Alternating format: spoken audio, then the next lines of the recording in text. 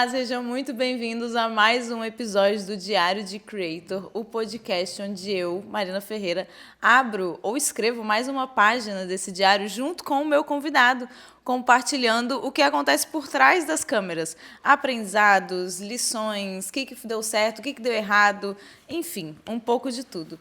E hoje estou aqui com Gustavo Correia e a Luna, que também é uma presença no nosso podcast. Mas o Gustavo, ele é nutricionista com pós-graduação,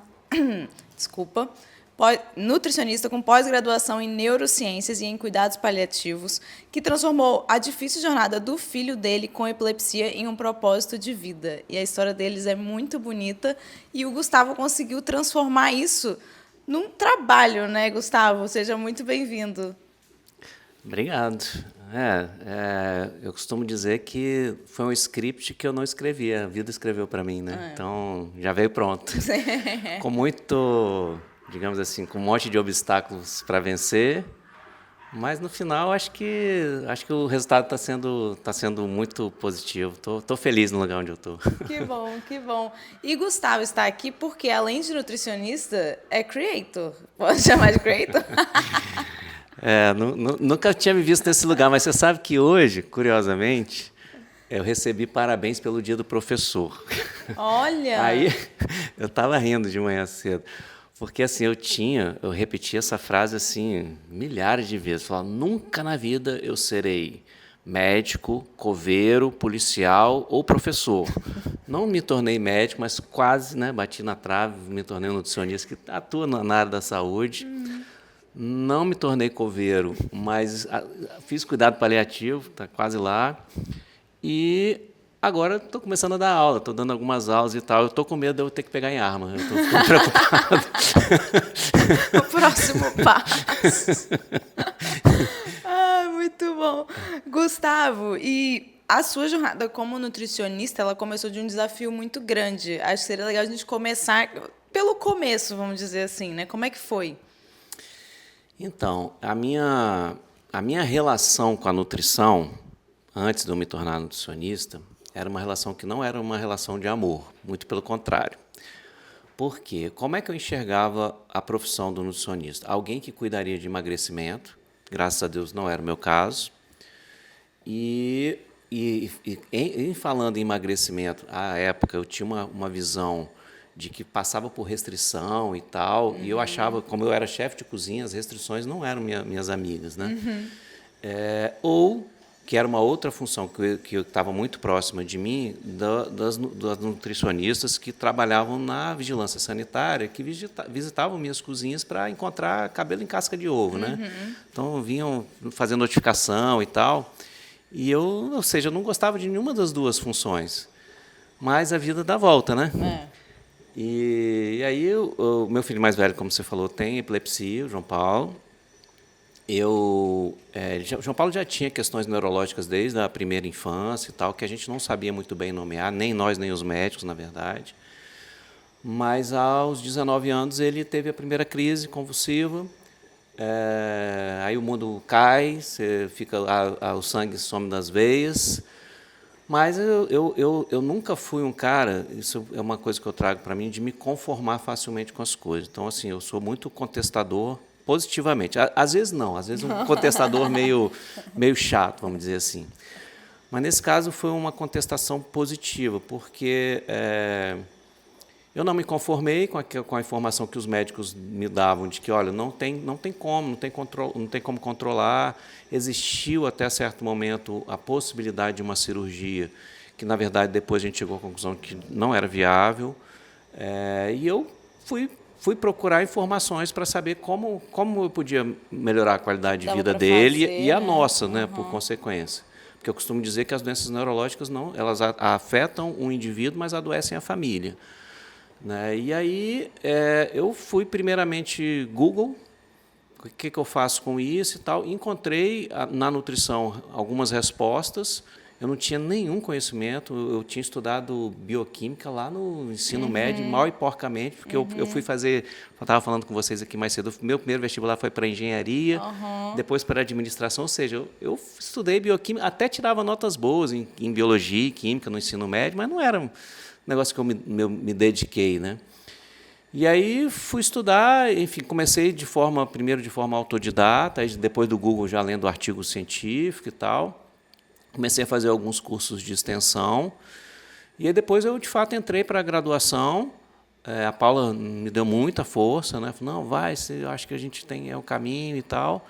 E eu não parei mais. Ou seja, eu entrei para a graduação. A administração e a engenharia eu não cheguei a concluir, né? Diga-se de passagem. Aí eu concluí, se separar, ela late.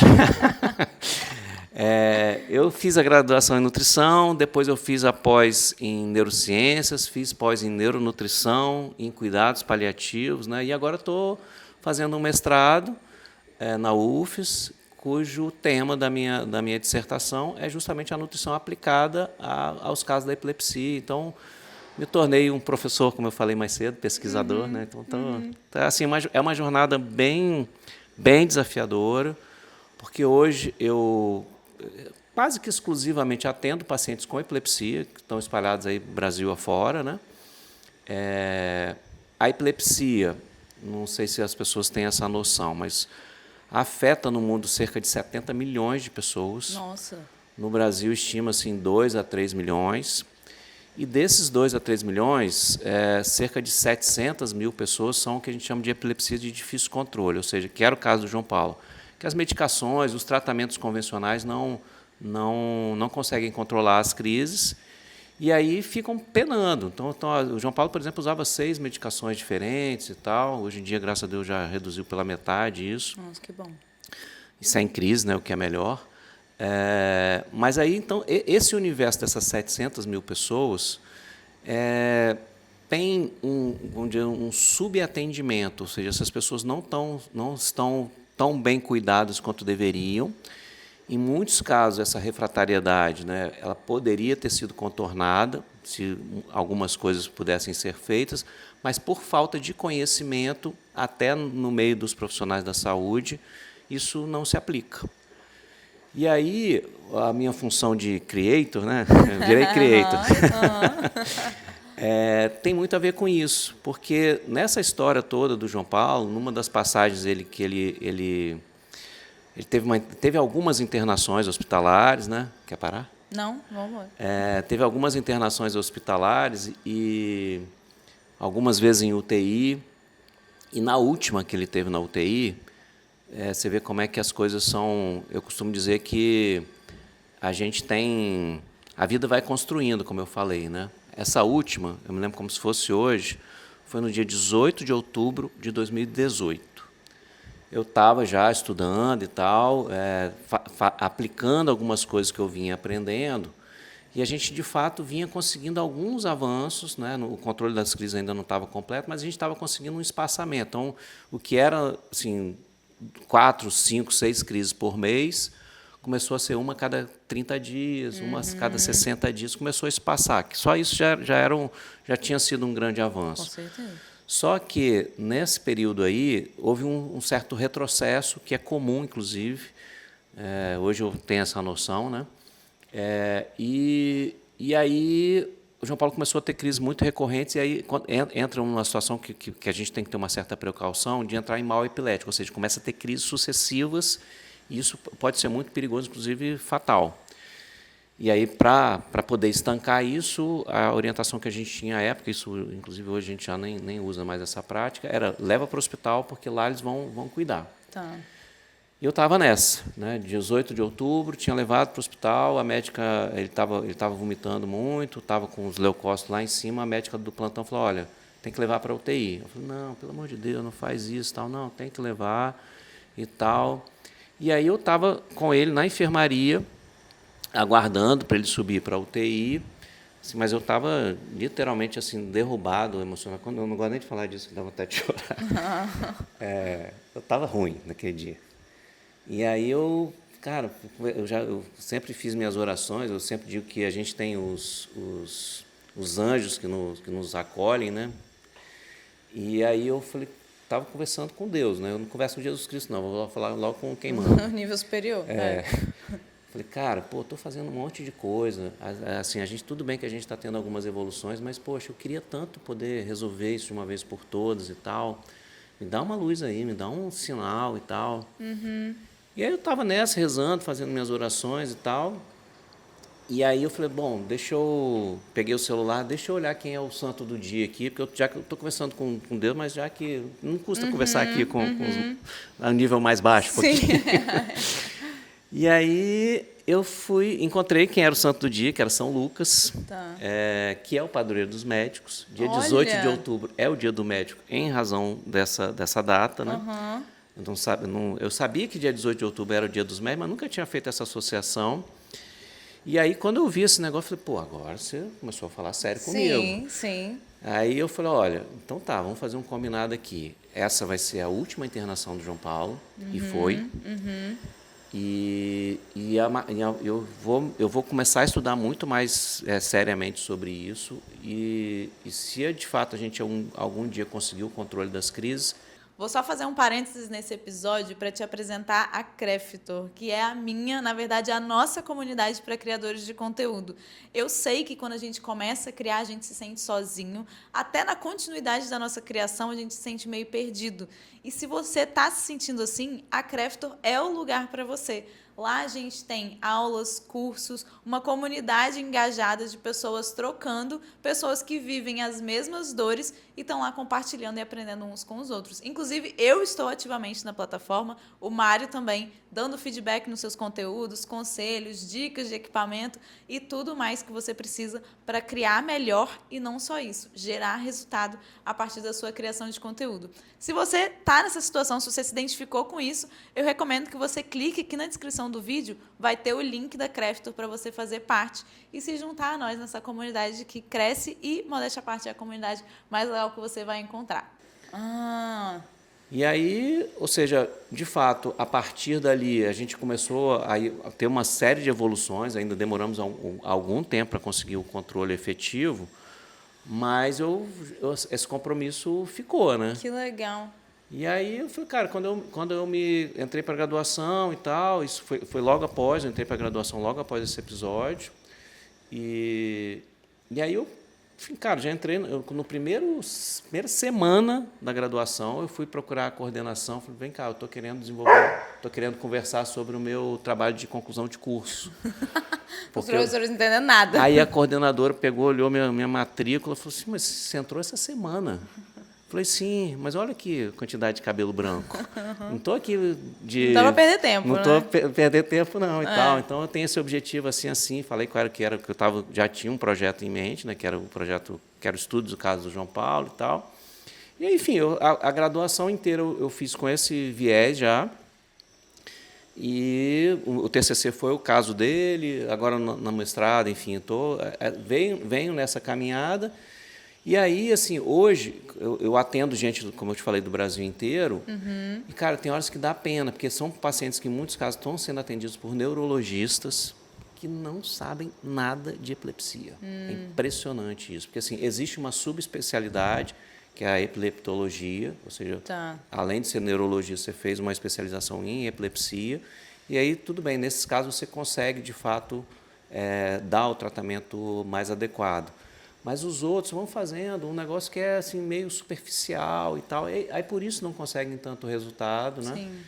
E ou seja, o meu papel hoje dessa função de gerar conteúdo é muito mais nesse objetivo de abrir caminhos. Falar, olha, tudo bem que você não vai ser atendido por mim, não é problema, mas pelo menos você tem essa luz. Sabe que existe, né? Isso aqui existe, exatamente, para você, na hora que você for conversar com um profissional que está te atendendo, pelo menos você tocar nesse assunto. Então, é o que eu tenho feito no meu dia a dia. Não, e é um trabalho assim, que você consegue... eu ia falar de propulsionar, mas assim, você consegue espalhar muito mais o seu trabalho, o efeito do seu conhecimento e do seu trabalho ao criar os conteúdos também, né?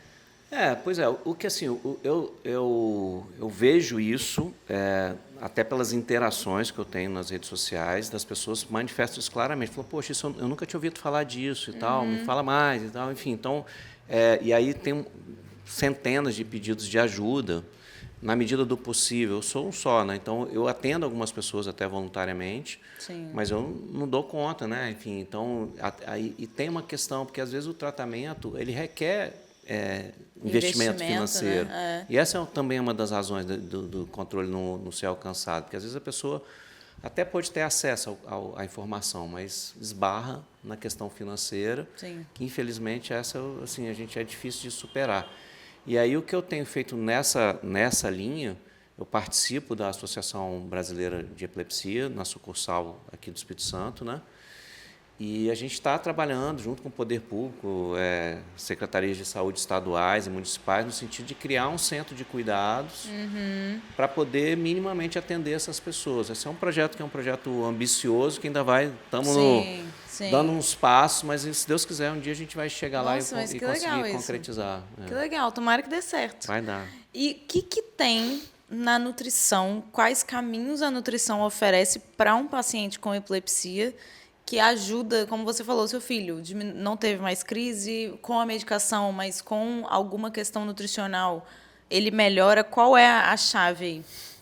Então, tecnicamente falando, o que existe já, que não é de agora, isso existe há muitos anos, centenas, talvez milhares de anos, o que se conhece é a chamada dieta cetogênica, que talvez o pessoal da academia conheça, porque para fazer ganho de massa muscular e tal, perda de peso, mas ela nasceu para epilepsia e não tem nada a ver com essa dieta da academia, que é muito de alto consumo de proteína e baixo consumo de carboidratos. Não é por aí, não. Eu vou explicar um pouquinho sobre isso. Isso é usado de uma forma meio desvirtuando o caminho do negócio. Mas eu acho que vale a pena contar aqui como é que surge essa dieta cetogênica. Porque lá no passado remoto, estou falando de milhares de anos atrás, as pessoas que tinham uma manifestação de uma crise epilética, elas eram consideradas possuídas pelo demônio. Tá. E, ao serem possuídas pelo demônio, elas eram literalmente trancafiadas num calabouço, para o demônio ir embora. Só que nessa coisa de ficar trancada lá, elas entravam em jejum, porque ficavam lá trancadas, não recebiam comida nem nada, entravam em jejum. E o jejum, descobriu-se isso lá, Hipócrates, 400 anos antes de Cristo, já definiu isso, que o jejum controlava crises. Eu fico impressionado como é que esse povo da Grécia Antiga tinha conhecimento. Como que sabia das coisas, do nada, assim, impressionante. Eu também não, eu fico... um negócio de onde que ainda é que vem? Não tem uma explicação aqui na face da Terra, não. Isso é coisa do outro mundo aí. Mas, enfim. Ele definiu isso lá, e aí ele falou, bom, tudo bem, jejum controla, mas não dá para viver eternamente em jejum.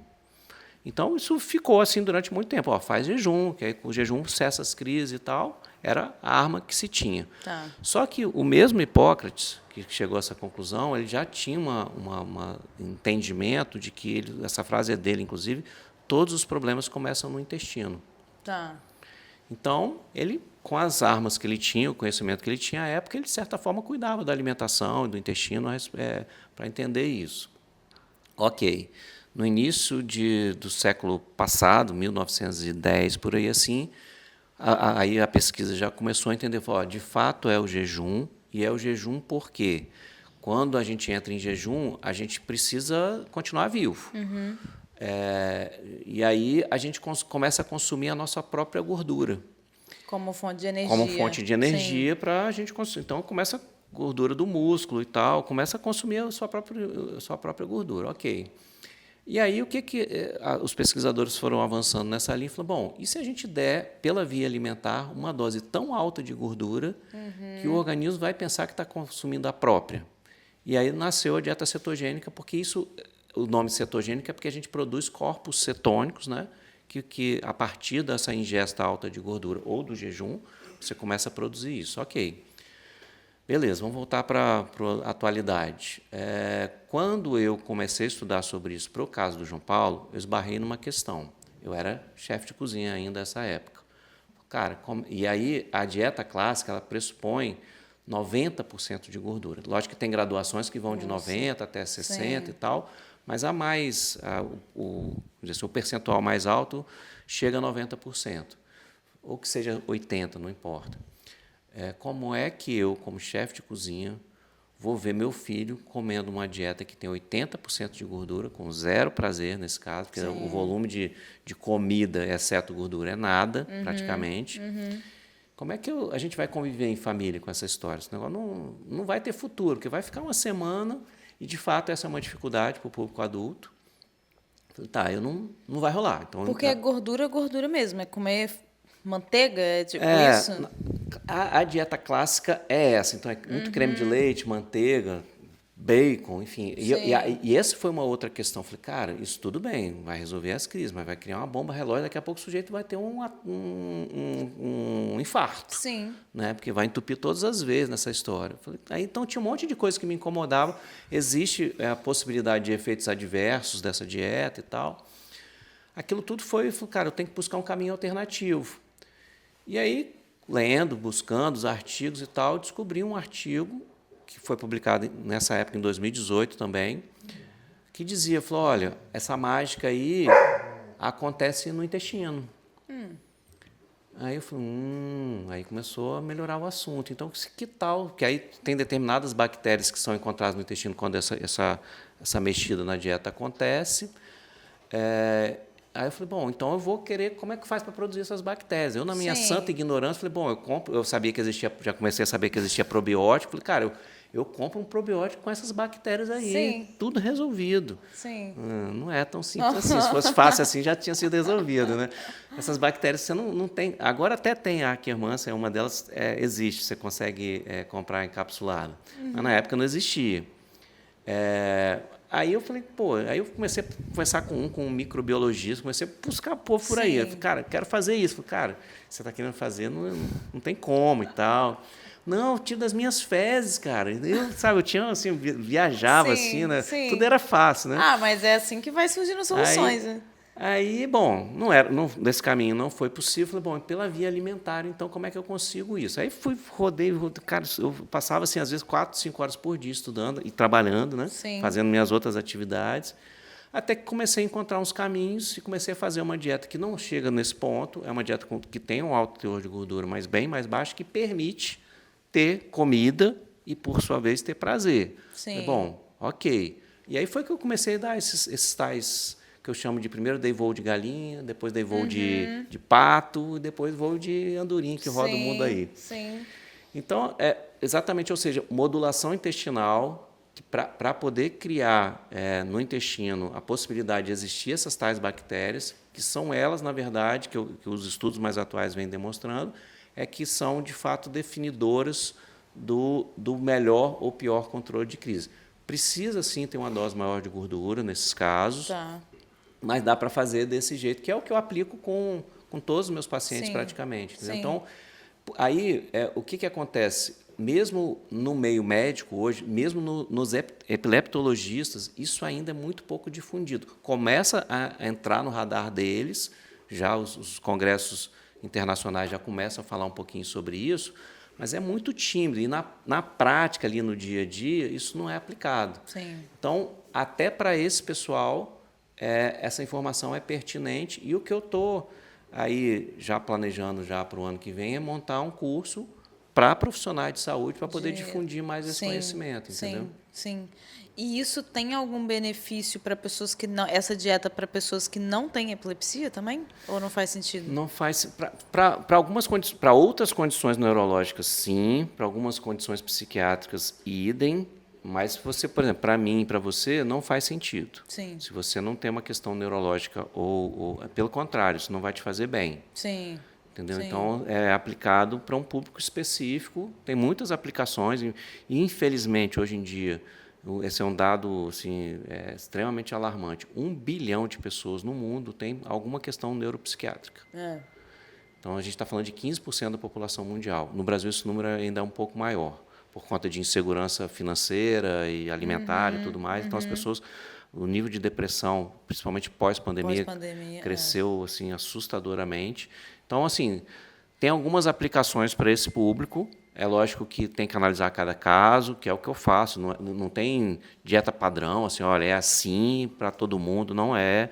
Tem que avaliar cada caso, até que ponto é pertinente. Porque, por exemplo, tem determinadas pessoas que nem precisa ter alta dose de gordura, basta mudar os hábitos alimentares. Eu tenho 2 casos recentes bastante impactantes assim, nesse aspecto. Um de um rapaz de 35 anos que tinha 20 crises ao dia. Nossa! E hábitos bem ruins. Não fazia atividade física, muito ansioso, comia mal, assim, muito doce, muito industrializado e tal. eu tenho por hábito fazer uma primeira consulta que é puramente anamnese, né, que eu vou colher todas as informações e tal. Depois, num segundo momento, que acontece daí a 2 ou 3 semanas, eu, de fato, entrego as prescrições e o plano alimentar. Só que, no final dessa primeira consulta, eu já faço falo, que tal você começar a comer mais vegetais, fazer uma atividadezinha física e tal. Já vai botando o pezinho. O que faz bem para todo mundo. Exatamente. Já vai botando o pezinho ali. Lá, quando a gente voltar a conversar, eu vejo que se você teve alguma dificuldade ou não e tal, porque a gente vai tentar encontrar alguns caminhos. Bom, beleza, esse rapaz tinha 20 crises ao dia e tal, e aí voltou para segundo momento. Aí e aí, como é que foi e tal, como é que foram os últimos dias e tal? Nossa, estou ótimo, minha ansiedade já baixou, estou fazendo atividade física, comecei a comer mais vegetais, estou comendo direitinho. Poxa, aí eu parei aí, né? Falei, pô, que bacana, já tinha me dado por feliz. Não, peraí, não acabou. Eu falei, o que foi? Não, minhas crises que eram 20, agora são 2. Eu falei, cara, eu não preciso mais nem fazer prescrição. Já está feito aí e tal, valeu, obrigado, não precisa nem pagar, não, está tudo certo. Tal.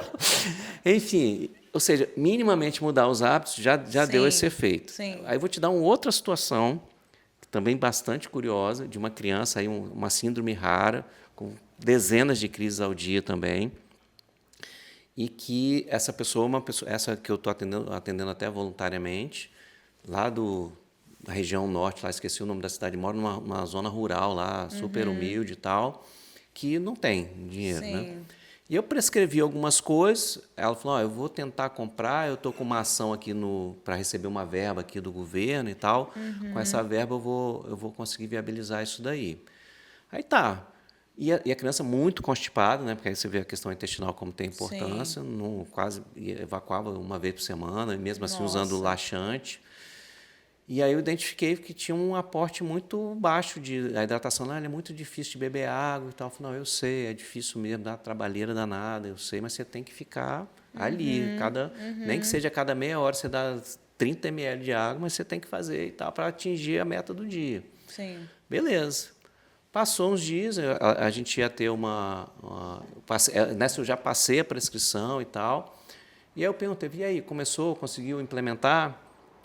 Ela falou, não, ainda não, porque o dinheiro ainda não saiu, mas eu já quero te dar uma boa notícia. Isso foi até em áudio que ela mandou. Aí o meu filho está há 20 dias sem ter crise, só porque começou a beber água. Caramba! Eu falei, pô, até água, então tá ajudando, então, né? Nessas horas, assim, isso é uma coisa que eu tenho certeza, a mais absoluta certeza, eu tenho, eu chego à conclusão de que não sou eu, tá? Isso porque, assim, controlar a crise com água não é... Sim. Entendeu? Não é tão simples assim. Se fosse simples, as pessoas bebiam água e estava tudo certo. Mas não é, porque isso alguém aqui dá o bizu aqui no meu ouvido e fala isso. Sim, tal. E aí eu falo. Então, assim, isso para mim é nítido. Assim, eu não atendo sozinho. Então, esse conhecimento não é... tudo bem, eu me dedico, Sim. eu faço a minha parte, mas tem algo aí maior. Seu pedido no hospital te garantiu Com certeza. Um anjinho da guarda ali. O que só aumenta a minha responsabilidade. É verdade. Não, e você estava falando da medicina, né? Policial, medicina e tudo mais. Você já está no mestrado, daqui a pouco você vira doutor. Não vai virar médico, mas vai virar doutor. Exatamente. De verdade. Apesar de hoje em dia me chamarem de doutor, que me incomoda. No início eu até corrigia, falava, deixa pra lá. Eu não sou doutor. E, Gustavo, para você como profissional, como é que foi essa mudança? Que foi uma mudança de carreira também, né? Ao mesmo tempo, teve uma mudança pessoal ali, de você se dedicar como pai ao estudo, e isso virou uma mudança profissional. Como é que foi essa transição? Foi tranquila? Sua rotina, sua cabeça em volta disso? Não, então, assim, foi uma conjuminação, acho que é essa a palavra, né, de coisas, né, uma conjunção de coisas. A gente já vinha no início de 2019 e tal, na verdade, 2017, antes até disso, a gente já vinha preparando o terreno para encerrar as atividades de Itamaraty, porque eu e Bruno, meu irmão, que estávamos à frente, né, a empresa foi fundada pelos nossos pais, mas nessa época a gente já estava à frente. E nenhum dos dois estava feliz com aquele negócio. E a gente, então, foi preparando o terreno, porque não é um processo simples de dissolver uma empresa que estava há 35 anos, 38 anos no mercado, atuou, né? E a gente tinha eventos para, sei lá, para daqui a 2 anos acontecer, então não foi um processo fácil. Sim. Pelo contrário, porque a gente estava, assim, existia uma questão financeira que a gente estava fechando no vermelho consistentemente. E talvez até por não estarmos felizes isso estivesse acontecendo, né? Acho que hoje eu tenho essa noção. Então a gente veio construindo isso, o fim das empresas lá. Nesse período eu ainda estava na fase de autodidata ainda, estudando e tal, mas por minha conta. Então, ou seja, quando a gente encerrou as atividades da Itamaraty em 2019, bom, é isso que eu vou fazer da vida. Mas é lógico que eu não tinha nem a graduação ainda, então não podia atuar. Eu comecei a fazer uma série de coisas. Eu fiz consultoria em empresas para promoção de saúde, porque isso aí eu poderia fazer mesmo não tendo diploma e tal, porque era simplesmente disseminar alguns conhecimentos. Então, fui fazendo isso, continuei estudando e tal, fazendo algumas atividades aqui e acolá para ter alguma fonte de renda, né? Mas eu me formei em 2022, 2 de janeiro de 2023 eu já estava com o paciente na clínica. Nossa. Porque eu comecei a fazer um trabalho, enquanto na graduação eu estava, olha, eu sou um estudioso da nutrição. Sim. Eu não era graduado, mas Sim. sou um estudioso. E era verdade mesmo, não estava contando nenhuma lorota, não. Sim. E aí, ou seja, quando eu botei o pé, abri a prima, agora já posso abrir. Antes disso, eu falei assim, eu já recebi essas demandas, eu quero ser atendido por você. Eu falei, não posso, eu não sou nutricionista. Então, quando essa demanda que estava meio reprimida, eu falei, agora posso. Sim, sim. E aí, nos meses que faltavam ali para o final do curso, eu falei, já posso abrir a agenda. Dia 2 de janeiro, aí dia 2, literalmente, 8 horas da manhã, eu já estava lá atendendo o primeiro paciente. Que bom. E isso você já tinha gerado essa demanda, porque você estava já mostrando nas redes sociais que você estava estudando. Exatamente. Não era de forma tão consistente quanto é hoje, né? Sim. Mas era feito Sim. de forma... Porque, assim, vamos lá, acho que isso é pertinente aqui nesse papo. Nessa época que eu fiz administração e tal, eu não concluí o curso, mas eu já trabalhava com isso e eu tinha as demandas de marketing da empresa. Então, eu fiz um curso de marketing na Fundação Getúlio Vargas, no Rio, um curso de, 2, 3 meses, né? Depois eu fiz uma pós-graduação como ouvinte, porque eu não podia, como eu não tinha graduação, eu não podia receber diploma, então me permitiram participar como ouvinte em marketing, um curso da ESPN que foi dado aqui em Vitória, né?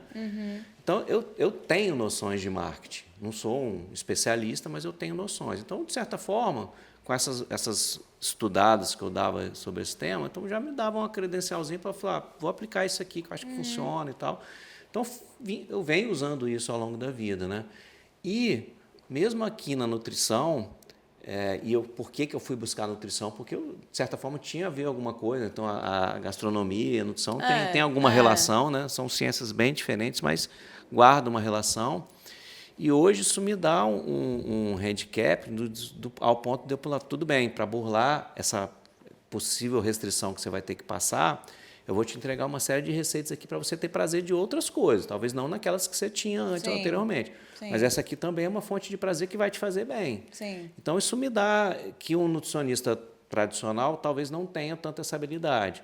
Então, por isso que eu digo que a vida veio construindo essa historinha, porque foi me preparando, né, para eu chegar até aqui. Sim. Eu não sabia, não, mas foi isso que estava acontecendo.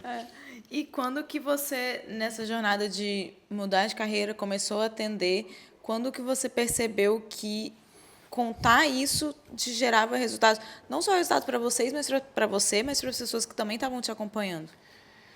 Então, falando em termos de marketing, a gente tem uma história aí que é a jornada do herói, né? Sim. Que como eu falei, eu não precisei escrever o roteiro já ficou pronto, né? Ele foi sendo construído. Então eu conto a jornada do herói. E as pessoas se identificam muito, porque quem está vivendo aquele problema que eu vivi, porque eu sei exatamente o que a pessoa passou. Talvez não seja o termo, mas parecido, né? Cada um sente de um jeito e tal. Sim.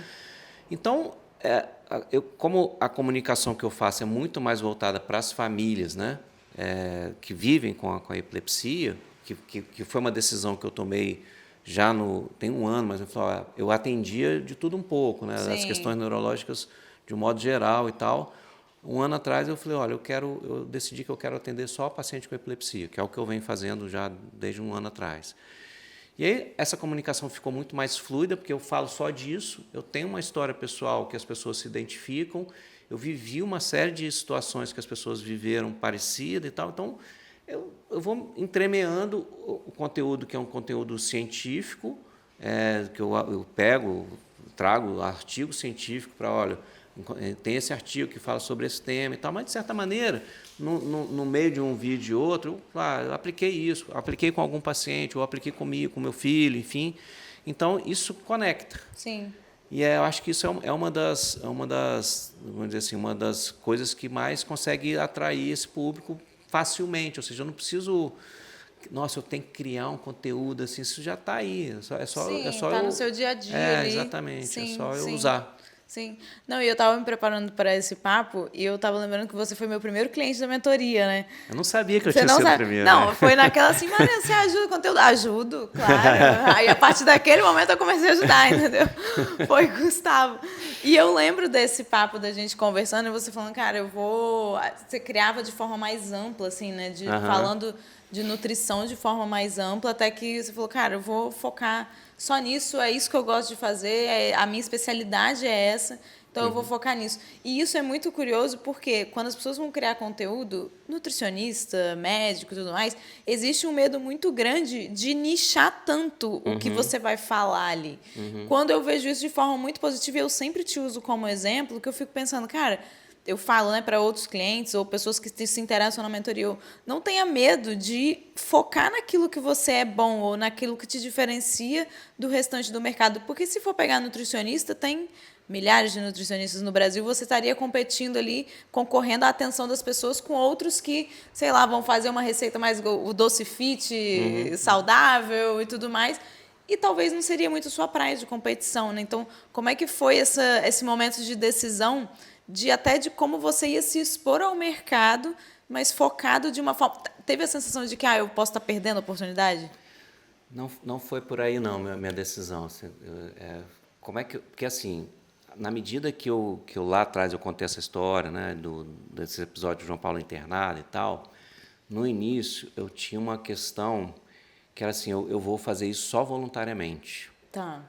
E aí eu fiquei muito agarrado nisso durante um bom tempo.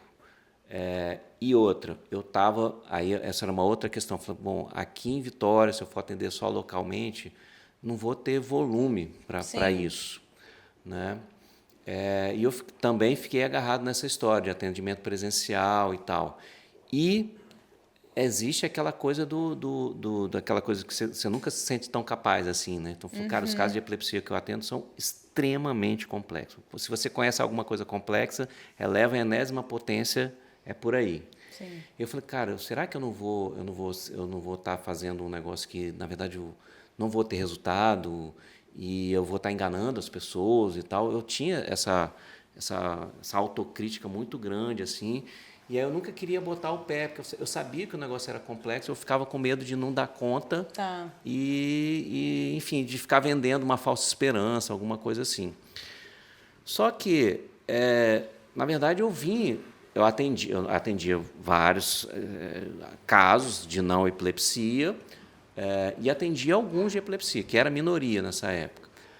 Eu falei, mas essa minoria que eu atendia dava algum resultado. Podia não ser o resultado mais perfeito do mundo, mas conseguia fazer algum avanço. Falei, cara, aí eu comecei a mudar. Falei, olha, você está sonegando das pessoas essa oportunidade de fazer essa ajuda para mais gente. E tem uma questão, assim, como eu falei, as pessoas, a epilepsia, principalmente a epilepsia refratária, que é essa que não responde à medicação, ela acomete muito mais as pessoas de renda mais baixa. É mesmo? Porque existe muitas causas que são causas de origem infecciosa. Tá. Então, até por questões de sanitárias e tal, estão mais expostas a isso. E aí acabam... ou seja, então, isso não é só no Brasil, isso é no mundo inteiro. Né? Tá. Eu falei, bom, tudo bem, você vai trabalhar para um público que não tem nem como te pagar. E como é que você se sustenta? Sim. Porque a gente Sim, precisa... tem tudo que bem, pagar a a gente conta tem no fim do mês. altruísmo, mas a gente precisa pagar boleto, né, como Sim. diz o outro. E aí eu falei, cara, tudo bem, se eu tiver perna eu vou atender voluntariamente, mas tem quem possa pagar. Então, é para esse público que eu vou falar também. E para aqueles que não tiverem como pagar, pelo menos eu vou dar, que nem o exemplo, se você começar a comer minimamente bem, talvez só Sim. isso já te ajude. Sim. E aí eu falei, eu tomei essa decisão, falei, cara, vou pagar para ver, eu vou fechar nisso. E, assim, no primeiro momento, eu tive uma queda no volume de consultas, Sim. uma queda drástica, diga-se de passagem, nos primeiros meses. Falei, pô, será que eu tomei a decisão certa, né? O que é comum, quando você nicha muito, depois eu fui ler a respeito, isso é super comum. Sim. Só que depois você vem conquistando esse espaço e as pessoas te reconhecem como alguém que sabe muito sobre aquele assunto. Então, eu não sei muito, eu sei muito pouco, mas eu sei mais do que as outras pessoas. Sim. Então, isso me credencia para poder falar, tudo bem, quem te ajudou até aqui não sabia o que eu sei, e eu posso, além disso, que é dessa ajuda que você já está tendo, que, por exemplo, a medicação é fundamental, em alguns casos, cirurgia é importante e tal, mas mesmo nesses casos, a nutrição pode estar junto desde o início, que é uma coisa que isso é muito pouco disseminado, porque a nutrição, principalmente quando se fala de dieta cetogênica, é assim, ó, você vai usar um medicamento, aí você vai 1, 2, 3, 4, 5, aí se não der certo, talvez vamos pensar numa cirurgia.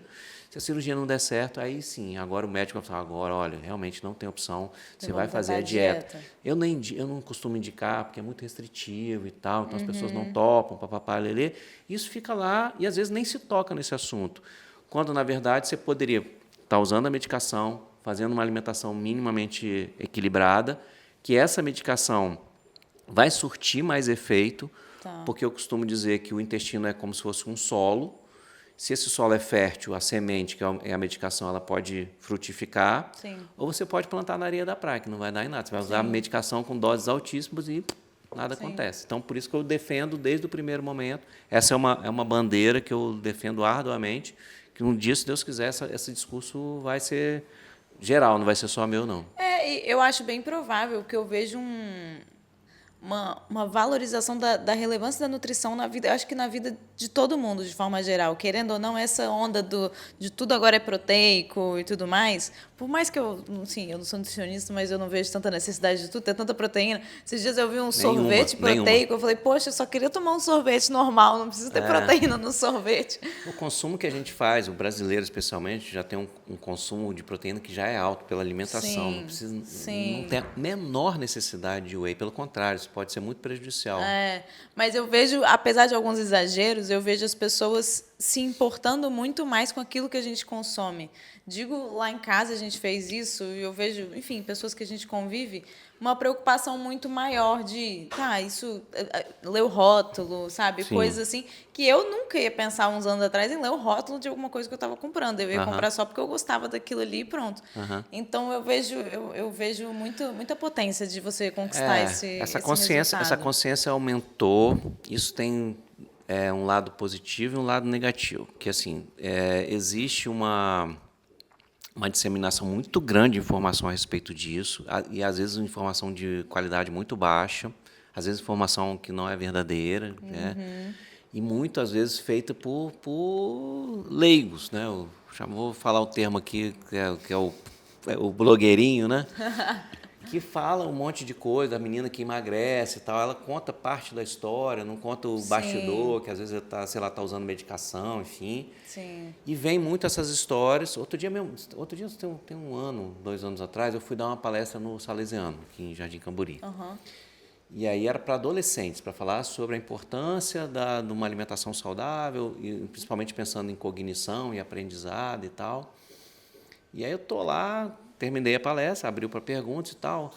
Aí vem a menina, não, porque é o seguinte, a Virgínia falou que tem que ser assim, assim, assado. Eu falei, quem vem a ser a Virgínia? Que eu não sabia. Hoje eu já sei quem é, mas eu não sabia. Eu falei, e a Virgínia não é nutricionista, mas ela dá dicas de nutrição para você ver. Aí, ou seja, tem muita informação. Então, essa coisa do whey tem muito a ver com uma indústria que está por trás promovendo isso, né? E hoje eu vejo como a ponta do iceberg, né? O whey. O whey hoje eu acho até tranquilo, porque aí depois tem o whey, aí é tudo, é barrinha, é não sei o que lá, é macarrão, é tudo. Então tem que ter muito cuidado. E esse excesso de informação, aí tem muito terrorismo nutricional também, olha, tem isso que não faz bem e tal. Então, assim, eu acho que tem que ter uma vida equilibrada em todos os sentidos, e na alimentação, e idem. Então, acho que acho que é esse equilíbrio que a gente tem que ter. Sim. E até um ponto, não é nada contra esses produtos, mas eu acho que é a gente entender por que você precisa ou não consumir a barrinha de proteína, o whey, entender como que aquilo ali vai se encaixar dentro do seu dia e dos objetivos que você tem, porque pode ser que não precise mesmo. Vamos consumir carboidrato, que é melhor. Também. Entendeu? Então, assim, carboidrato de qualidade. Então, esse excesso proteico aí, na verdade, fazendo essas dietas low carb, eu posso fazer, assim, minha meia-culpa, porque eu já fui defensor dessa bandeira. Né? Quando eu estava ainda estudando, não era um profissional, meu nível de conhecimento era menor, falei muito sobre isso. Mas hoje eu já chego com... A gente precisa de carboidrato para ter energia suficiente para vencer o dia, para fazer processo de aprendizado, para gerar conteúdo, enfim. Isso é importante, precisamos ter. Vou levantar essa bandeira. Coma carboidrato e crie conteúdo. Tão bom, mas é carboidrato bom, né? Não pode ser macarrão todo dia. Não pode. Pois é, o problema é todo dia. Pode ter macarrão, só não precisa, a gente tem que ter o equilíbrio, ter um pouquinho de cada coisa, né? Eu gosto muito da linha da Rita Lobo, de você comer comida de verdade. Então... Se você estiver comendo comida de verdade, você provavelmente vai poder comer de tudo e vai ficar tudo bem, né? A linha de trabalho dela é uma linha muito boa, realmente. Eu gosto muito dela. Já vi uma palestra dela. Nossa, fiquei mais fã ainda dela. Conheci ela, inclusive. Acabei de lembrar disso. Olha só. Tirei até foto com ela. Foi. Gustavo, como que você equilibra... Seu conteúdo é muito técnico, como você falou, você lê muitos artigos e tudo mais, mas como que você equilibra o conteúdo técnico com a didática, porque a pessoa leiga precisa entender aquilo que você está falando? Esse é um desafio. Assim, não só falar por uma linguagem que o leigo entenda, mas falar em 1 minuto. Esse é o grande desafio. Então, o que eu tento fazer? Nem sei se eu sou tão bem sucedido assim. Eu tento transformar essa linguagem para uma linguagem que as pessoas entendam, e eu procuro pegar o ponto-chave daquele conteúdo, daquele artigo. E, curiosamente, ontem eu li um texto, tem um perfil da USP, né, se chama Ciência USP, e ele estava fazendo exatamente essa crítica. Falou, olha, isso que se faz, que se chama desenvolver ou promover conteúdo científico nas redes sociais, nesse tempo curto que se faz, não é promover ciência. É outra coisa. Porque a ciência se faz com debate, papapá. De fato, se você for pegar na raiz, não é mesmo. Mas, por outro lado, para quem nunca vai ler um artigo científico, nunca vai se debruçar sobre isso, e aí você não está falando para a bolha, você não está falando para o seu par, que também é pesquisador, que é um profissional da saúde, que até pode ser essa a linha, né? Eu não vou demorar muito a chegar lá, como eu falei. Mas para quem é leigo completo, eu acho que se você dá uma informação de qualidade, que está baseada em ciência séria, tal, isso de fato pode contribuir. Então, é o que eu tento fazer, ou seja, eu tento transformar essa linguagem, eu uso muito analogias, metáforas, e teve um dos principais criadores de conteúdo do mundo que usava exatamente dessa forma. Né? O cara não falava de passagens, usando linguagem empolada e tal, ele só usava as passagens dele usando metáforas, né? E conquistou quantos milhões, quantos bilhões? O mundo todo, quase. E fica muito mais fácil entender quando a gente conta a história, né? Você contar a sua história, por exemplo, com seu filho, e o efeito que teve o seu trabalho com ele e tudo mais, fica muito mais... Não é visível, mas é muito mais palpável da gente entender, tipo, nossa, realmente funciona. Eu peguei o exemplo, eu uso essas analogias. Então, o intestino é solo. Então, eu tento transformar essa linguagem para uma linguagem que as pessoas vão entender mais facilmente. Não é tão fácil, mas eu já fui pegando.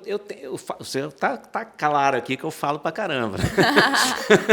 Então, eu tenho essa facilidade de me comunicar. Assim, isso já é inato, não foi forçado, não. Você nunca teve vergonha de postar, assim, sempre, vou postar, vou postar?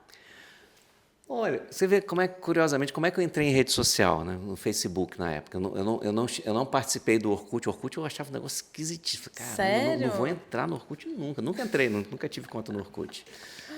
Aí eu entrei no Facebook porque meus filhos eram crianças na época, criaram uma conta no Facebook, cada um. Falei, bicho, eu preciso entender como é que esse negócio funciona, porque eu tinha um medo, achava que o Orkut era um submundo, assim, um negócio eu tinha uma visão muito ruim do Orkut. E aí, quando criei conta no Facebook, falei, cara, eu preciso entender como é que é esse negócio aí. Eu gostei, eu sempre gostei de escrever. Sim. Então, no Facebook tinha muito isso, né? Era menos vídeos e mais Sim. texto. Aí eu me encontrei no Facebook escrevendo. Então, eu escrevo desde a adolescência, eu sempre gostei muito de escrever, né? Eu digo que eu não sei nada, não é força de expressão, não sei nada de gramática. Nenhuma regra gramatical eu consegui aprender até hoje. E aí, mas eu tinha um certo bloqueio, porque eu falei, cara, eu não vou escrever errado, né? Hoje eu falei, cara, eu escrevo, se está certo ou se está errado, não estou nem aí. Eu não sou professor de português, não tenho essa pretensão. E as pessoas gostavam dos meus textos no Facebook e tal. Aí eu comecei. Então, por texto, eu sempre fui muito... Sim, mandava ver. Escrevia poesia, escrevia crônica, escrevia devaneio da minha cabeça e tal. E aí começou a era do Instagram. Aí foi um pouquinho mais difícil. Tinha um certo bloqueio de gravar vídeo e tal. Mas depois que você faz, assim, você perde a vergonha e tal. Aí você vê que as pessoas gostaram. Aí você, que também, querendo ou não, a gente fala que não, mas é gostoso quando você recebe não sei quantas curtidas e tal. Sim. Então você vai realimentando isso. Então não foi tão doído, não. E eu comparo muito com corrida também. Durante a corrida, antes de correr, você fica, tem que correr não sei quantos quilômetros. Aí durante a corrida, você fala, nossa, ainda falta não sei quanto, falta não sei quanto. Quando acaba, você olha e fala, gente, pra que eu sofri tanto? É tipo começar a gravar vídeo, assim. No início você fica, nossa, tem que gravar. Ah, meu Deus, tô gravando, tá todo mundo vendo, não sei o que. Aí quando grava e posta, você fala, gente, tá tudo bem. O mundo continua agora. A única coisa, isso é uma coisa que para mim ainda é trabalhoso, vamos dizer assim. Eu me programo para ter o momento de poder gravar. Sim. Fazer os roteiros nem é tão difícil assim. Não sei se são os melhores roteiros do mundo, mas eu faço com certa facilidade. Mas, cara, achar o momento para gravar, porque assim, tem hora que eu não estou afim. Sim. Aí tem que estar lá, bem disposto e tal. Sim. E aí isso trava. Então, Sim. é o que você falou da corrida. Tem dias que você acorda que não está com a menor vontade de ir lá correr. Mas você tem um compromisso, tem a planilha para cumprir, né? Sim. Vou lá e faço. Né? Sim. Depois, quando você volto feliz da vida, porque cumpri, parará. Então, é o que eu faço. E digo-se de passagem que eu tenho fases, né? Então, tem fase que eu gravo um monte e eu estou na fase que eu não gravei nada. Tem um mês que eu não gravo nada. Eu ia te perguntar se você tem algum planejamento, como é que você se programa para isso? Então, o que eu fiz nos últimos tempos que facilitou um pouco a minha vida? Eu vinha gravando assim, esses conteúdos que eu chamo de EP-News, né? Que é o meu... Até me inspirei no... Notícias da semana. Notícias da semana em 60 segundos, exatamente. Então, o EP-News é sobre assuntos, o que há de mais atual na epilepsia, né? Baseado em ciência. Então, esses conteúdos eu gravo uma vez por mês, eu gravo 5, 6, em 1 hora, 2 horas eu gravo isso aí. Já tenho o roteiro pronto, eu tenho o roteirinho que eu vou lendo ali, aí não é tão espontâneo, porque isso é uma dificuldade para mim, pelo menos, eu não consigo falar espontaneamente em 1 minuto. Então, se eu não tiver um negócio escrito, eu vou falar 5, e aí o vídeo não vai rolar. Então, tem que ter lá o escritozinho, eu até que tento ficar menos duro, assim. Acho até que funciona. Bom. Não funciona. Esses dias o Mário estava olhando o vídeo que você mandou pra gente. Ele, depois você dá uma olhada nesse vídeo do Gustavo. Ele tá lendo e olha como é que ele tá falando bem. Porque eu tenho um bloqueio muito grande de ler e falar. Aquele vídeo eu fiz com teleprompter. Que eu não uso normalmente. Normalmente eu leio o texto, aí eu às vezes falo, refalo e tal. Entendi. Mas eu não uso teleprompter. Naquele dia eu falei, cara, eu tô sozinho aqui, não vou ficar mudando de lugar nada, botei um teleprompter e tal. A dificuldade que eu tenho de ajustar a velocidade, aí gasta um tempão fazendo aquele treco. Mas, enfim, foi numa pancada só. Sim. Mas aí, então, eu gravo esses, e aí o que eu tenho, que eu preciso retomar, inclusive, eu abro, uma vez, assim, abro a caixinha, aí tem lá, sei lá, 10, 15 perguntas, eu gravo respondendo para, ao longo do mês, vou soltando aquelas Você vai caixinhas. soltando. Essas caixinhas são boas porque são dúvidas reais mesmo. Sim. Assim, e aí as pessoas... E são coisas que são pertinentes, eu aproveito para... Tem esse artigo que fala sobre isso que você está me perguntando, enfim. Tem funcionado bem, apesar de eu não estar fazendo. Quando faz, funciona. Não, mas você faz bem mesmo. E aí você foi para newsletter também, conectando muito com o que você falou de sempre gostar de escrever e foge um pouco desse ambiente de redes sociais meio maluco, assim, né? Então, como eu te falei lá no Facebook, eu fazia vamos dizer assim, um arremedo de newsletter, né? Não era bem o ambiente próprio para isso, mas era o que eu fazia. E aí eu tenho ainda, está no ar, um blog que eu escrevia, era de gole em gole. De goleengole.blogspot.com.br.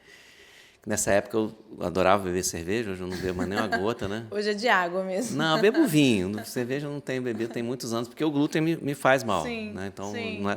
não é para todo mundo, mas para mim faz mal. Sim.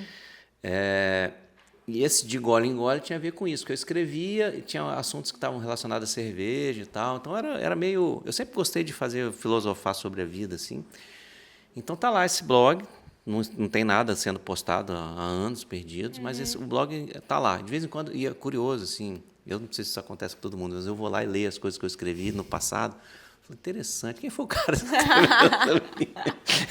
Era outra pessoa, né? Não é que é bom esse negócio? Sim, sim. Enfim, então eu sempre tive esse hábito de escrever para mim. Essa coisa ao mesmo princípio que eu falo do português errado e tal, pontuação, que eu sou ruim pra caramba. Eu não me importo com isso e eu não me importo se as pessoas vão estar gostando ou não. Isso para mim é libertador, assim. Eu tô gostando. Sim. Para mim já é o suficiente. E aí a newsletter tem esse papel de meio fazer, uma psicanálise, né? Uma autoanálise e tal, sem precisar de um profissional. Eu faço comigo mesmo. E às vezes eu sento para escrever, literalmente eu não sei sobre o que eu vou escrever. Sério? Tem muitos momentos que isso acontece. Acontece muito de eu estar na corrida, e aí o mote já vem, eu não tenho o texto, obviamente, pronto, mas hoje eu vou escrever sobre isso.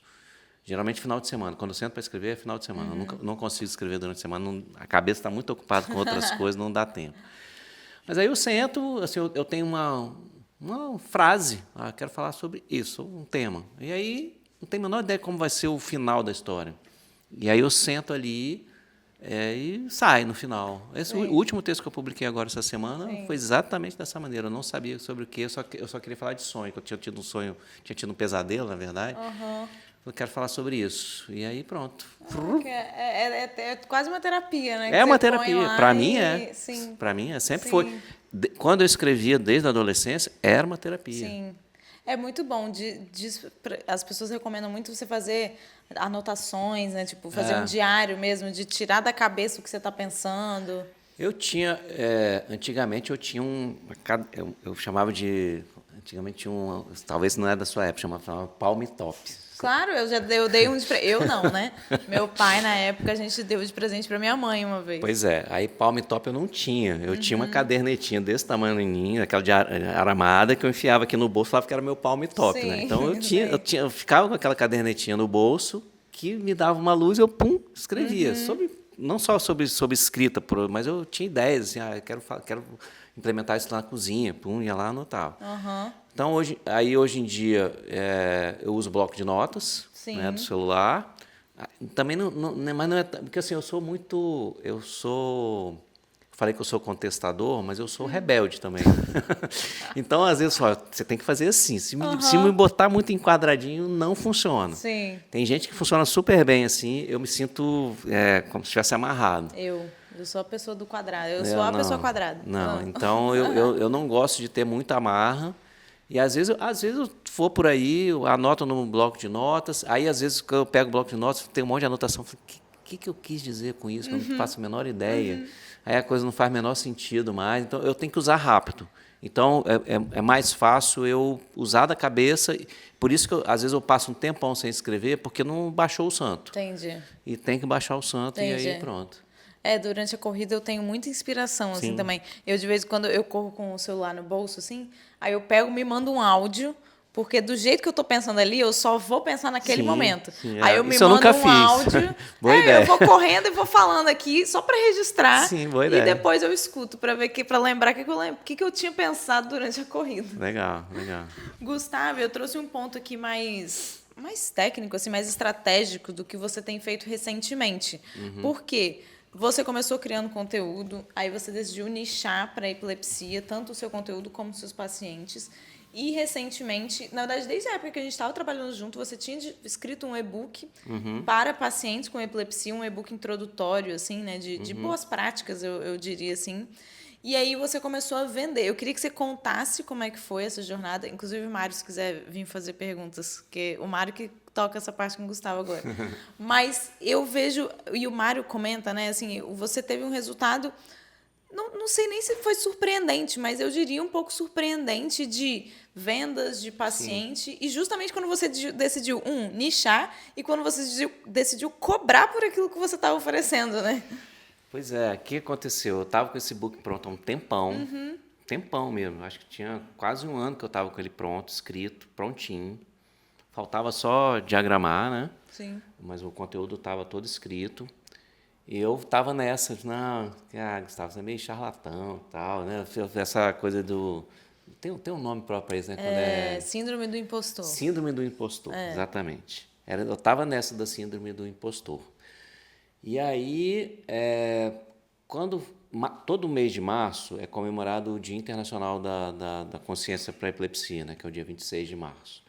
Aí, em março desse ano, eu falei, cara, eu vou editar esse book e vou lançar gratuitamente para as pessoas baixarem. Né? Eu não vou cobrar, porque eu acho que no e-book nem é tão valioso assim e tal. Estava com esse negócio na cabeça.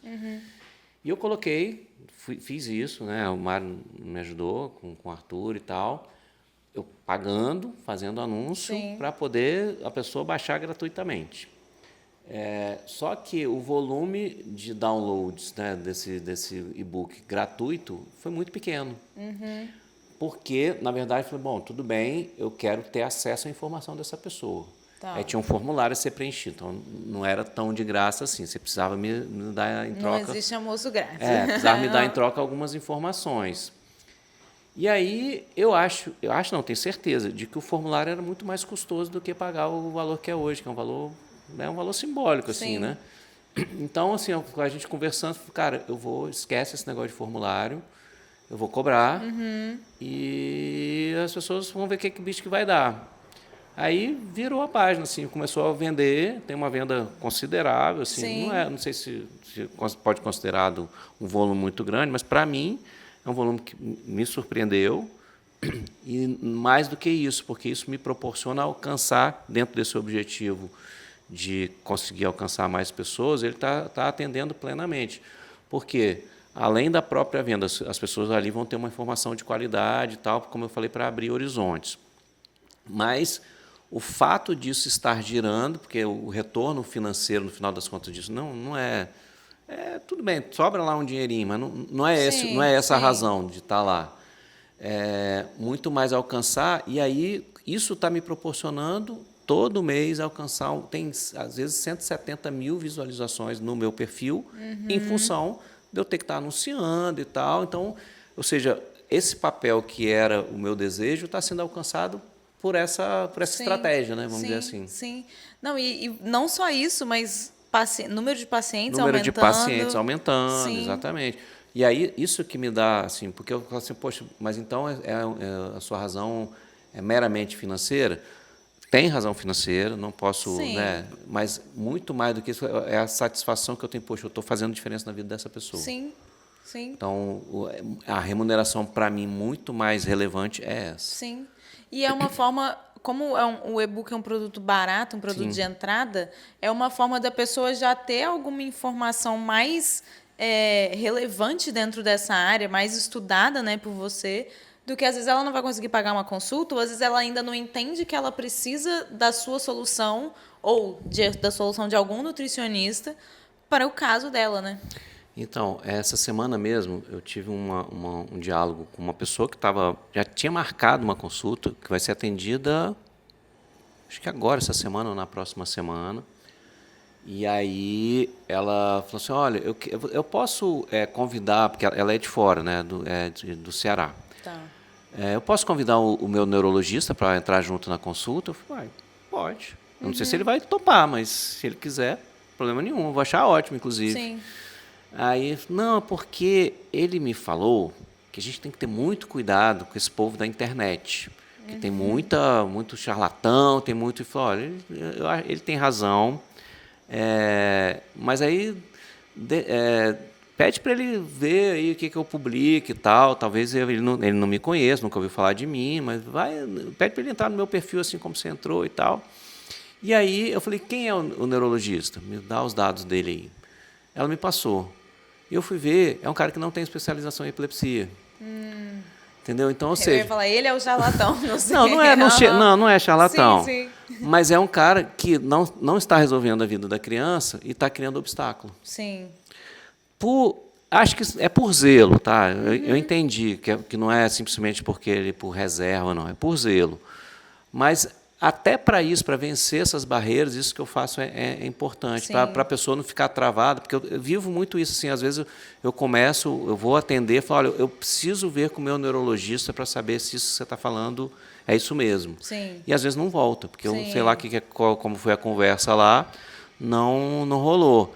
Ou seja, então, isso de disseminar, alcançar cada vez mais pessoas, é um desafio ainda muito grande que tem um mundo para ser explorado. Você tem parceria com algum neurologista? Tem. Assim, de não são trocas, muitos, assim? tem. Inclusive, eu estou com que é um dos maiores especialistas do Brasil, que é de São Paulo. A gente está desenvolvendo um projeto juntos. Ele tem uma clínica lá, mas atende muito online também. E a gente está num processo caminhando para que a gente trabalhe em conjunto, ou seja, os pacientes dele serão meus e vice-versa. Eu tenho indicado pacientes para ele e vice-versa, né? Sim. Não só ele, mas aí tem outros dois que estão. A gente tem. Eu recebo assim, mas não é comum. O comum é o paciente vir por vontade própria. Sim. O que você falou de educar o mercado, né? Os profissionais de saúde precisam estar aptos ou minimamente conhecer as opções. Às vezes ele não vai ser capaz de implementar aquela solução, mas ele precisa conhecer a solução que vai atender o paciente dele, né? Falando um pouco mais de outras questões neurológicas, psiquiátricas, não sei qual seria a palavra, mas TDAH, ansiedade, depressão, você falou, são doenças, né, que têm acometido cada vez mais pessoas. E na criação de conteúdo, as pessoas que trabalham com internet, e muita gente tem realmente tomado isso como carreira, acaba vivendo muito isso, porque é muita expectativa. É a Virgínia que seta o exemplo e a gente acha que vai começar a criar conteúdo essa semana que vem a gente já está igual a Virgínia. Enfim, ou seja qual for a referência que a pessoa tem. O que você poderia dizer até como um conselho para essas pessoas que estão nesse ciclo, nesse mundo de ansiedade, de conteúdos rápidos, mas que talvez é uma palavra de que está tudo bem. Assim, o que você poderia falar? Você diz para esse povo que tem TDAH, ansiedade e tal? Ou que está nesse meio que é muito mais provável disso acontecer, sabe? Eu acho que nesse meio de internet, é muito mais fácil isso acontecer. Eu vejo assim... De ficar mais ansioso, você diz? De ficar mais ansioso, exatamente. E de talvez desenvolver uma depressão, eu não sei. Mas eu vejo muito isso e... Não, vamos lá. Enfim. Vou responder por algumas vias. Já deu tempo, né? Não, é só me atualizando. Mas não tem tempo. Se deixar, Mário, ferrou. Então, o uso de telas e o uso de redes sociais, mais especificamente, está mais do que isso. Acho que não precisa a gente chover numa olhada aqui. Já está mais do que comprovado que gera essa ansiedade, porque é uma liberação muito grande de dopamina. E é disso que as redes se alimentam, no final das contas, porque eles querem que você tenha acesso a mais conteúdo, rápido, acelerar o WhatsApp em 2.0, ver o vídeo acelerado, porque você vai ver outro e outro e outro. Então, só isso já é uma coisa preocupante. Então, tem N estudos a respeito disso. Inclusive, Isso é muito mais danoso para uma criança ou para um adolescente que está em fase de neurodesenvolvimento do que para um adulto. Para o adulto é danoso, mas para a criança, para o adolescente que está em fase de neurodesenvolvimento, essa assim, é um desastre. Bom, mas um ponto que para a epilepsia é verdade, para o TDAH, para o transtorno de ansiedade, para a depressão, a gente chama de neuroinflamação, que está muito relacionado a tudo que a gente vem falando aqui sobre hábitos alimentares e hábitos de vida, de um modo geral, de atividade física, sono, de como lidar com o estresse, né? Como lidar com as situações da vida. Então, os estudos eles vêm demonstrando cada vez mais isso, assim, que a neuroinflamação está intimamente ligada a isso, muito fortemente ligada aos hábitos alimentares. Então, se você tem uma alimentação mais baseada em ultraprocessados, certamente você vai ter uma neuroinflamação e você vai estar mais predisposto a esse tipo de coisa. E aí, isso tudo acontece. E eu não preciso ir muito longe. Eu era esse cara. Eu era um cara hiper ansioso, hiper irritado, sem paciência com nada, com ninguém. Eu dava chute na minha própria sombra. A partir do momento que eu fiz essa mudança de hábitos, de vida, hoje eu sou um cara que acorda, falando com vocês, acordo 4 horas da manhã para poder... para poder fazer meu café da manhã com toda a calma do mundo, assim, sem nenhum estresse. A vida, o mundo lá fora está um silêncio completo.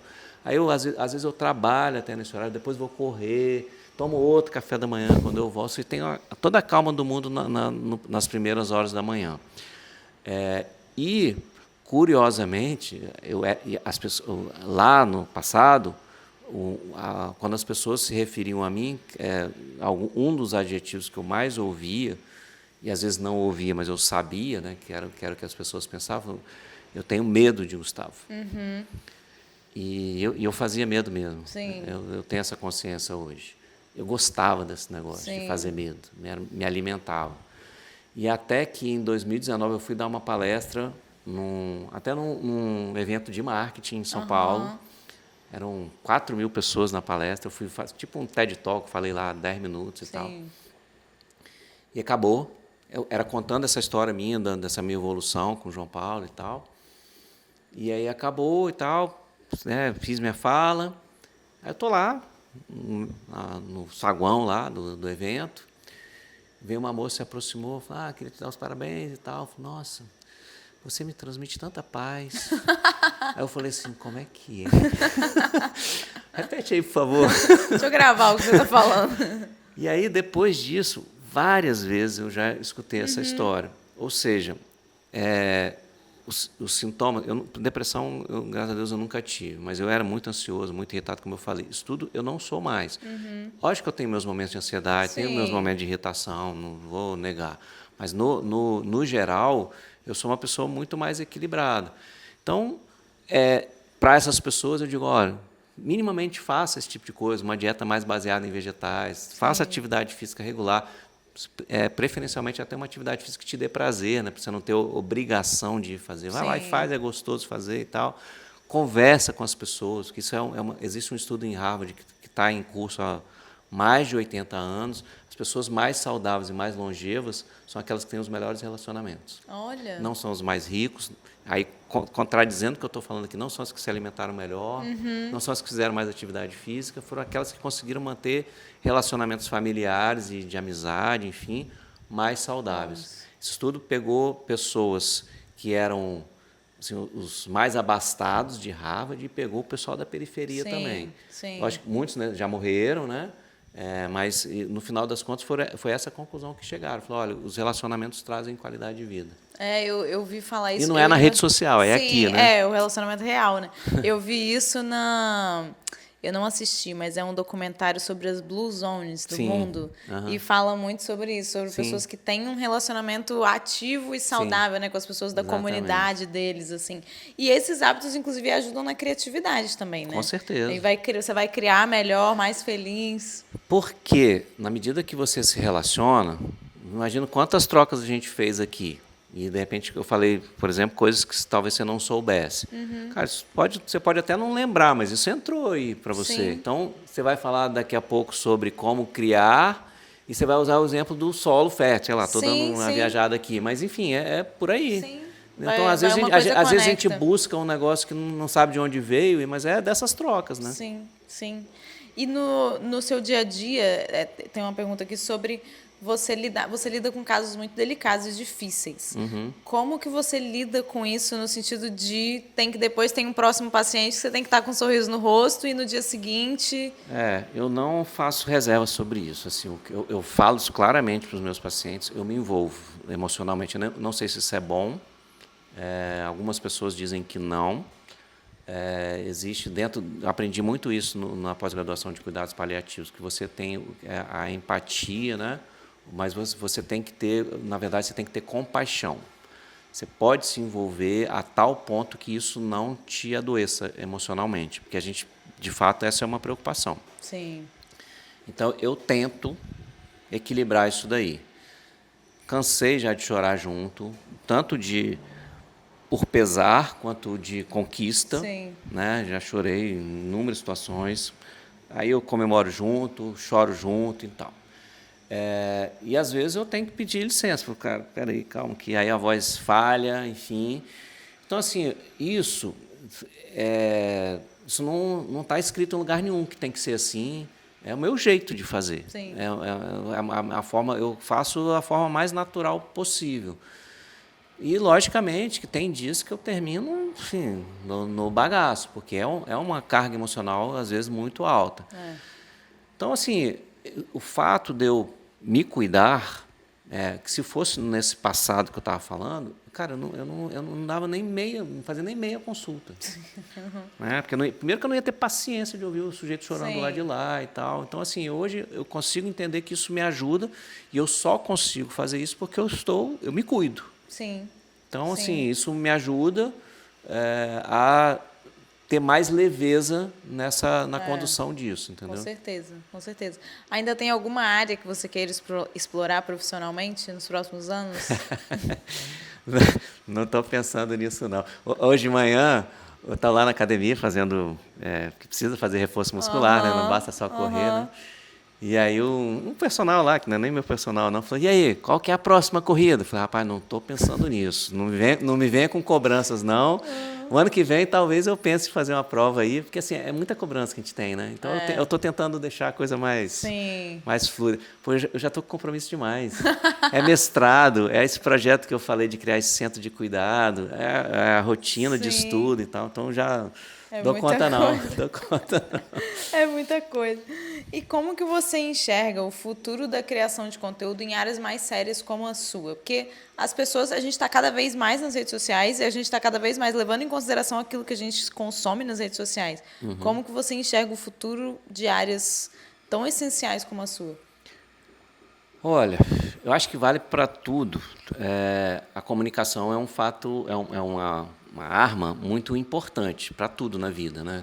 Você, às vezes, tem uma mensagem para dar que ela pode, da maneira como você se comunica, ser muito ruim ou você falar exatamente a mesma coisa de um jeito que a pessoa se sinta confortável. E eu acabei de dar exemplos de eu me comunicava muitíssimo mal, né?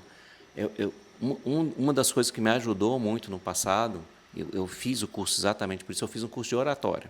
Não era para falar em público. Sim. Eu queria justamente poder me comunicar para poder chegar... Não tinha essa consciência, mas de chegar algum dia alguém me dizer que eu transmito paz, né? Porque o meu objetivo era, cara, minha fala precisa ser menos agressiva. Isso foi quando eu fui fazer o curso de oratória, foi exatamente por essa razão.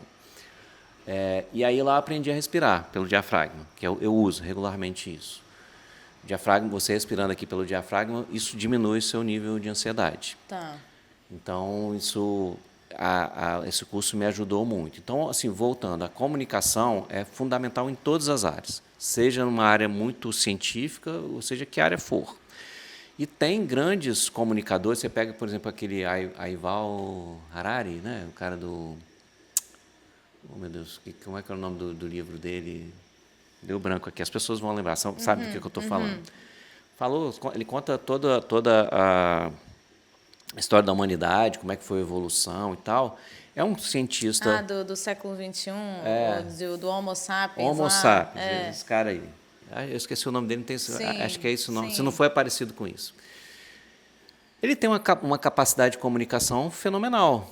E ele está falando de coisa séria, Sim. não está tirando coelho da cartola, ele está baseado em um monte de evidências e tal.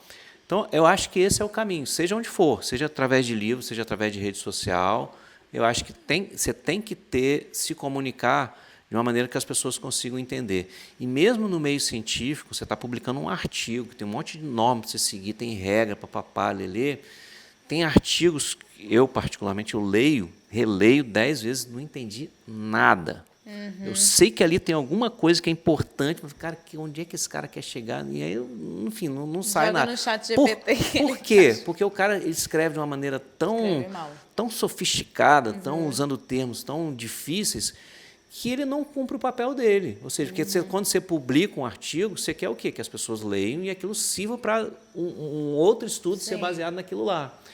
Então, mesmo nessas situações, é importante você se comunicar, fazer baseado, todas as normas têm que ser obedecidas, mas de um jeito que as pessoas entendam minimamente. Né? Senão faz o menor sentido. ele não se comunicou. Não atingiu o objetivo, ele escreveu para ele mesmo. Né? Que vantagem, né? Exatamente. Gustavo, agora eu tenho umas perguntas rápidas para a gente fechar. Um livro que te virou do avesso?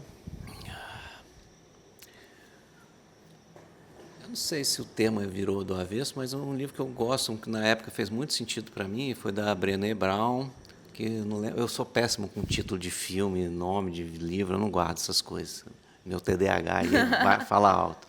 Mas ela fala sobre vulnerabilidade. Tá. Eu não lembro exatamente o título. Sim. Esse livro eu li, quando eu gosto de um livro, eu leio numa tacada só. Em 2, 3 dias eu leio o livro e tal. Esse livro, para mim, foi muito importante justamente para essa coisa de eu me permitir, porque o que era esse meu comportamento agressivo? Era de eu não me colocar como vulnerável, Sim. não me mostrar. Te deixar muito era uma duro, forma de eu né? fazer o meu escudo, Sim. que é um grande erro, diga-se de passagem. Quando você fica mais, você se coloca as suas vulnerabilidades, esse escudo vem, só que ele vem de uma forma que é muito acolhedora, né? Você encontra muito apoio também, Exatamente. pessoas que estão passando por aquilo, ou se identificam, né? Uma mudança de hábito que fez diferença real na sua vida? Quando eu mudei a alimentação, foi divisor de águas mesmo. Você já era ativo de esporte, academia, assim, ou foi junto? Eu estava voltando, eu fui tenista, né, na infância, primeira adolescência, cheguei a ser 10 do Brasil, do mundo, olha a pretensão. Mas do Brasil já é muita coisa também. Isso quando eu tinha 11 anos, né, 11 para 12. Só que aí eu joguei tênis até os 16, quando eu fui estudar, fazer pré-vestibular. Aí falou, tem que estudar muito e tal, não cabe esporte, que é um erro danado, né, mas foi o que eu fiz na época. Não, você tem que se dedicar 100% ao estudo. Aí eu parei, nessa época eu parei o tênis e parei tudo. Tá. Eu fiquei, acho que uns 30 anos sem fazer absolutamente nada. Nada. Completamente sedentário. Quando eu voltei a fazer atividade física, foi uma situação que minha filha me pediu para jogar tênis. Minto. Eu fui convidado para jogar um torneio de duplas no Hotel Flamboyant, lá em Cambori, em Guarapari. O dono do hotel é meu amigo e tal. E eu te inscrevi no torneio de duplas, você vai jogar lá. Eu falei, cara, a minha raquete deve estar bolô puro, não tem nem corda, não sei o quê. Não tem anos que eu não pego na raquete. Aliás, não tem ano que eu não faço nada. Não, mas você está inscrito. Aí eu falei, não vou, cara. Eu falei, não, mas o final de semana vai ser todo por minha conta. Eu falei, não, então eu vou. Bebida de graça e tal, enfim. Era a época da cerveja ainda e tal. Não, então eu vou. Fui eu, Paula, e o João Paulo e Mariano. Cara, eu joguei a primeira partida de dupla. No aquecimento, tinha 10 minutos de bate-bola, eu botei 3 palmos de língua lá de fora, não aguentava mais nada. Sério? Não aguentava nada, estou falando, estava sedentário. E era dupla. Aí eu cheguei pro cara e falei, bicho, você tá ferrado. Eu não aguentava nem o passo aqui, o jogo nem começou. Enfim, terminamos o jogo, perdemos, afundei a dupla, né? E aí, digamos assim, missão cumprida, agora eu vou me dedicar aqui. Eu falei, bicho, valeu, obrigado aí e tal. Ele falou, não, cara, é grupo. A gente tem que jogar mais 2 partidas. Nossa. Eu falei, você não está entendendo. Eu não consigo. Não, você não vai me deixar na mão, pô, tal, não sei o quê. Aí eu fui, né, cara? Eu fui aos trancos e barranco, perdemos todas as partidas, diga de passagem, fundei os 3 jogos. E aí, nessa, minha filha Mariana falou assim, pai, eu queria aprender a jogar tênis. Aí eu falei, legal, gostei desse negócio.